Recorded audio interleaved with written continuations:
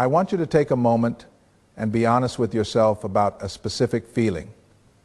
Have you ever looked at your bank account at the end of a month after working incredibly hard and wondered why the numbers simply don't reflect the effort you put in? You make decent money, maybe you even make good money, but for some reason the water level never seems to rise. You feel like you are running on a treadmill that is slowly increasing in speed and you are just barely keeping your footing. I know that feeling. I know it intimately. I want to take you back to a specific time in my life. It was the early 2000s. I was working in Manhattan, deeper in the financial world than I ever thought I'd be. On paper, I was a success story. My title was impressive. My office had a view, and my salary was in the top percentile. If you had met me at a cocktail party back then, you would have thought, Alex has made it. But the reality was much darker. I was technically insolvent. I was living paycheck to paycheck on a salary that should have supported 3 families. And for years, I blamed the cost of living in New York. I blamed taxes. I blamed the market volatility. I was wrong. It wasn't the market that was beating me dry. It was my lunch table. Every day at noon, I would go out with 4 or 5 colleagues. These were good guys, smart, ambitious, charismatic. We would go to steakhouses in Tribeca or sushi spots where the bill for lunch could easily hit $100 a person. And this was 20 years ago. We ordered the expensive wine because that's what you did. We bought the tailored suits because that's what the group wore. We leased the German cars because that was the uniform of our tribe. I didn't buy those things because I genuinely derived joy from them. I bought them because I was terrified of being the odd one out. I was paying what I now call the social tax. It is an invisible tax, and it is far more expensive than anything the IRS will ever charge you. I was hemorrhaging wealth in an attempt to look like I had wealth, simply because the people standing next to me were doing the same thing. And the tragedy is, years later, I found out that 3 of those 5 guys were just as broke as I was. We were all performing for an audience that was too busy performing for us to even notice. This brings us to a fundamental truth about building what I call slow fortune. We often talk about investment strategies, asset allocation, and compound interest, but we rarely talk about the single biggest risk factor to your net worth, your environment. You have likely heard the famous quote by Jim Rohn, "You are the average of the 5 people you spend the most time with." It's a brilliant observation, but in the context of wealth, I think it is incomplete. I want to offer you a modification, a specialized version of this rule for those of us seeking financial freedom. You are the average of the 5 people you spend money with. Think about that. It is not just about who you talk to, it is about who you consume with. Human beings are social animals. We are hardwired for connection. Biology does not want you to be rich. Biology wants you to fit in. We have these things in our brains called mirror neurons. When we see someone we trust or admire doing something, our brain fires in a way that allows us to simulate that action. It is how we learn to walk and talk. But in a consumerist society, it is also how we learn to go broke. When your best friend buys a new truck, your brain doesn't calculate the depreciation or the monthly payments. Your brain registers a signal of safety and status. It says, he is doing it, so it must be okay. It must be safe. This creates a phenomenon I call the normalization of luxury. If you hang around people who think it is normal to spend $5 on coffee every morning, $40 on delivery dinner every night, and $3,000 on a vacation every quarter, your baseline for what is normal shifts upward. You lose your objective reference point. You stop asking, is this necessary? And start asking, which one should I get? The spending habits of your social circle diffuse into your life through a process of osmosis. You don't even feel it happening. It's a slow leak. You catch yourself saying things like, well, we deserve this, or everyone is going, I can't miss out. That phrase, I can't miss out, is the death knell of wealth. I want you to pause and conduct a mental audit right now. Visualize the 5 people you spend the most leisure time with, the people you go to dinner with, the people you travel with, the people you text when you want to do something on a Friday night. Now I want you to look at them not as friends. I'm sure they are wonderful people, but look at them as financial influences. First, you have the enablers. These are the friends who operate on the YOLO philosophy. You only live once. They are the ones who say, "Buy the shoes, Alex. Treat yourself." They cheer for your consumption because your consumption validates their own lack of discipline. If you spend money, they don't feel so bad about spending theirs. They are subconscious saboteurs. Then you have the status seekers. These are the people who constantly talk about things. They talk about the upgrade, the renovation, the brand. Their self-worth is externally attached to what they own. If you spend too much time around them, you will inevitably start to feel inadequate. You will feel a subtle, nagging pressure to upgrade your own life just to maintain your standing in the group. You will start buying things you don't need, with money you don't have, to impress people you don't actually like. And perhaps the most dangerous group of all are the complainers. These are the people who convince you that the system is rigged. So why bother saving?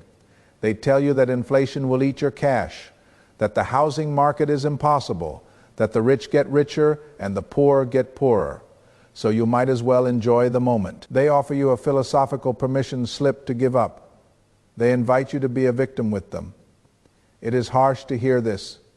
I know it is. It feels cold. You might be thinking, "Alex, are you telling me to abandon my friends just because they aren't rich?" Number, I am not telling you to choose friends based on their net worth. I don't care how much money they have. I care about how they treat the money they do have. I am telling you to choose friends based on their values. There's a profound difference between a friend who is broke because they are struggling through a hard time and a friend who is broke because they refuse to delay gratification. The first one deserves your compassion. The second one is a threat to your future. If you are serious about building slow fortune, the kind of wealth that buys you freedom, not just stuff, you have to realize that you cannot heal in the same environment that made you sick. You cannot build a disciplined, focused, long-term financial life. If you are constantly swimming against a current of immediate gratification generated by the people closest to you. So, we have diagnosed the problem. We know the trap. We know the biology behind it. The question now is, what do we do about it? How do we navigate this without becoming a lonely hermit living in a cave? How do we politely, gracefully, and firmly take control of our environment? That brings us to the concept of the polite withdrawal and the necessity of solitude. Ralph Waldo Emerson, one of the great American minds, wrote in his essay Self-Reliance, "It is easy in the world to live after the world's opinion. It is easy in solitude to live after our own. But the great man is he who in the midst of the crowd keeps with perfect sweetness the independence of solitude." That is the standard we are aiming for. We are not aiming to become hermits. We are aiming for independence amidst the crowd.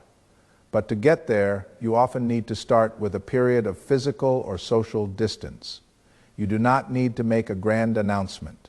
You do not need to send a dramatic text message to your group chat saying, "I am cutting you all off because you are bad for my net worth." That is unnecessary, and frankly, it is arrogant. Instead, you master the art of the slow fade. You simply become less available for the activities that drain your wallet. You start declining the expensive dinners. You skip the weekend trip to Vegas. And when you decline, you must change your language. Most people say, "I can't afford it." I want you to banish that phrase from your vocabulary. I can't afford. It is a statement of weakness.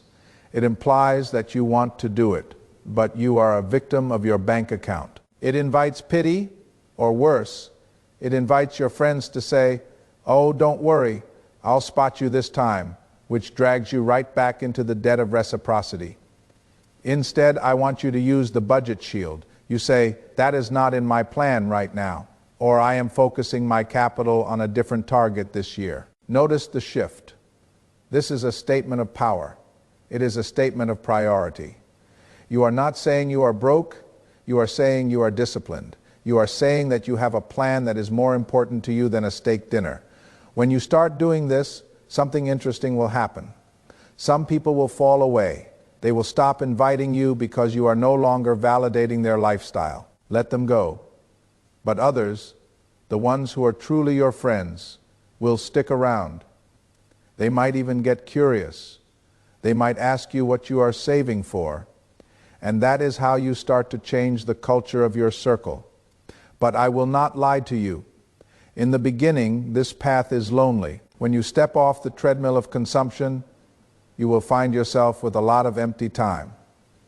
You won't be distracted by the shopping, the planning, the showing off. You will face a void. And this is the critical moment. Most people panic here and run back to the mall. But you are going to do something different. You are going to fill that void by building your own mental board of directors. If you cannot find mentors in your physical environment who understand the principles of slow fortune, you must recruit them from history. The beautiful thing about dead mentors is that they are always available. They never talk back, and they have stood the test of time. Their wisdom is distilled. I want you to imagine a large mahogany table in your mind. This is your boardroom, and I want you to assign seats to the people who will guide your financial decisions from now on. At the head of the table, as your chief financial officer, I want you to place Benjamin Franklin. He is the patron saint of American frugality. Before you make any significant purchase, you consult Ben. You imagine him looking at you over his spectacles. He asks you, is this purchase a necessity or is it a vice? Are you buying this for utility or for vanity? He reminds you that a small leak will sink a great ship. Having Franklin in your head is like having a superego that loves compound interest. Next to him, as your chief executive officer, sits Napoleon Hill. His job is vision when you feel like giving up, when the saving feels tedious. Hill is there to remind you of your definite chief aim. He asks, does this action move you closer to your freedom or further away? He reminds you that desire backed by faith and persistence is the only path to riches. He keeps your eyes on the horizon. And finally, you need a spiritual advisor on this board, someone to keep you sane. For me, that is often Ralph Waldo Emerson or the philosopher Alan Watts. When the anxiety hits, when you feel that fear of missing out because you stayed home while your old friends went to the club, Alan Watts is there to laugh and tell you, man suffers only because he takes seriously what the gods made for fun. He reminds you that true wealth is the ability to fully inhabit the present moment, not to purchase a better future. He teaches you that you are enough right now with exactly what you have. This sounds like a mental game, and it is. But it is a game that rewires your psychology. When you are about to swipe that credit card, if you pause for just 3 seconds to consult your board, the impulse often fades. You realize you are about to spend money to impress people who aren't at your table, while disappointing the mentors who are. Ultimately, wealth is a solitary path in the beginning. It requires you to be different. It requires you to be misunderstood. You have to be willing to look like you are losing in the short term so you can win in the long term. But here is the good news. It does not stay lonely forever. As you change, your vibration changes, as you become more self-reliant, more focused, and more substantial. You will begin to attract a different caliber of person. You will find other people who are playing the long game. You will meet people who think a paid-off mortgage is sexier than a leased luxury car. You will build a new circle, a circle where the average is not pulling you down, but lifting you up. So here is my challenge to you. Tonight, do not go out, do not scroll through social media looking at what everyone else is buying. Stay home, take out a piece of paper, and write down the names of your new board of directors. Who do you want guiding your life? Who do you want to be the average of? Choose wisely, because you are building something that is going to last. Remember, slow is smooth, and smooth is fast, and wealth is what you don't see. I'm Alex Grant. Keep building.